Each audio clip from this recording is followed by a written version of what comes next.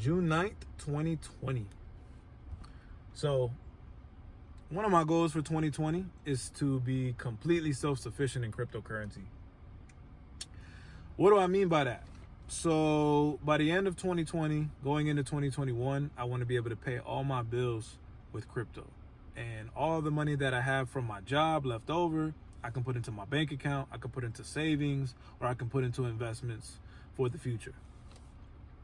So that is one of my goals. And I realized while I've been stacking my crypto bag, adding valuable tokens, DeFi tokens, like BNT, like DApp, that pay staking rewards, that will go a long way in helping me to accomplish that vision, I believe. But I also think now is a great time to start a business in crypto, because especially for the people who are paying attention and see how far we've come as a community in terms of actual development, in terms of software, in terms of usability, now is a great time to make a business in crypto. So that's kind of where my head's been at. And one of the things I wanted to do is I wanted to incorporate the Deweb infrastructure, because I find that very fascinating. And the Deweb infrastructure, for those of you guys who don't know, is a simple way to build out online services.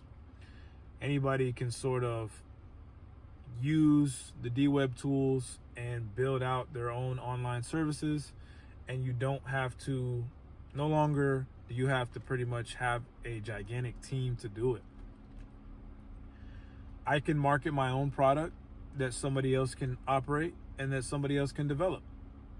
You can sort of pretty much do what the assembly line did and sort of just allow people to work on specific tasks that they enjoy, that they appreciate doing. And it really opens the door for a lot of creativity when you take advantage of the royalty engine and the liquid token engine. So it's really been having me brainstorm a lot as to how I can use this platform to my advantage, and how I can create a business that can pay me without that can eventually start to grow on its own, to become viral and be something that not just can benefit me, but can also benefit all of the early adopters and even the people that come later, the community. I want to build a community, because that's what crypto is all about. That's what making a token is all about. It's all about community. It's all about, making everybody benefit, because I don't want to just start a company that's only going to benefit me. I want to use what I know in crypto to start a company that's going to benefit everybody. Now, this is going to be my first time starting a business. And from what I've heard from people who have ran successful businesses, they always say the same thing. And that is, when you're creating a business, you want to create a business that solves a real problem. Start with the problem first. Find the problem, isolate the problem, and then create a business that solves that problem, rather than the other way around, where you create a business that might not even address a real issue and there's no real demand for what you're doing. Because even if you have the best marketing in the world, even if you have the right people behind you, it won't really matter if you're not addressing a real issue.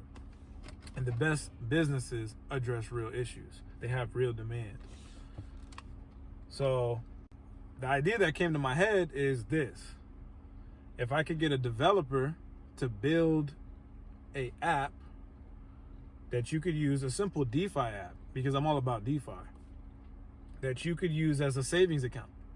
It's simply a savings account that would hold crypto US dollar coins like DAI, like USDB, and you would earn a more competitive rate than any other bank account, traditional finance bank account on the market, and you can watch your money grow.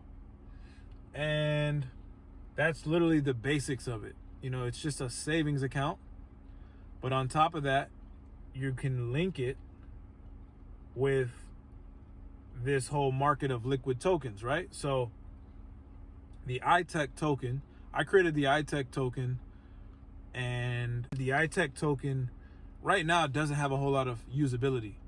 there's not a whole lot of incentive for people to buy the iTech token. But if I had a developer create an app that was a savings account, and then I had the operator run it, and then I marketed the app and shared it with all my friends and family, they all deposited their money or whatever if they wanted to do, $10, $20 a week, something like that, something small, and let it grow. Now they could be making a much bigger return. And again, there would be an incentive to buy the token, because all of the profit that I earn from the app, because we would take a small fee, would get dumped back into the iTech token. So it would cycle into the iTech token and then would create buying pressure for the iTech token. So the more successful the app becomes, the more, there's going to be that always constant buying pressure for the token. So it's going to incentivize outside people to buy the token, because now if you use the app and you're like, oh, this app is really cool, I'm going to share this with my friends or my family. You can do that, and then you can also benefit by being an early adopter because you own iTech tokens. So the iTech token will appreciate with the platform. So that's really the basic functionality. It's really just a wallet that you can use to save your money in and earn a good return, because we're investing in DeFi on the back end. Nothing too serious, just maybe like 3, 4, 5% return. Some sort of insurance model. And then on top of that, you have access to the Bancor liquidity model on the back end. So one of the big problems that I've been noticing, this actually came to my attention when my aunt, she asked me, because she knew I was into cryptocurrency, and she asked me, what crypto should I buy? Because she had just signed up for Robinhood, and she wanted to invest some of her money and buy cryptos. So a lot of the cryptos that I'm into aren't listed on Robinhood because they don't have the proper trading volumes. And that is the issue that the Bancor Liquidity Network solves.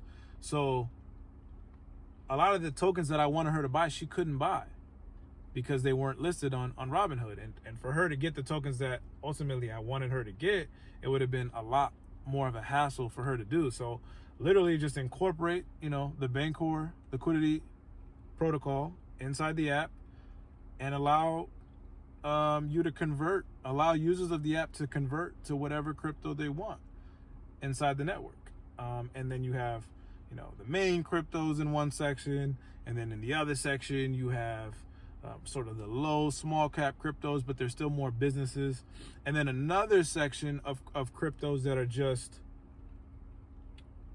like, user cryptos, like my token, for example, iTech token, just cryptos that anybody can really create and you can convert on the back end.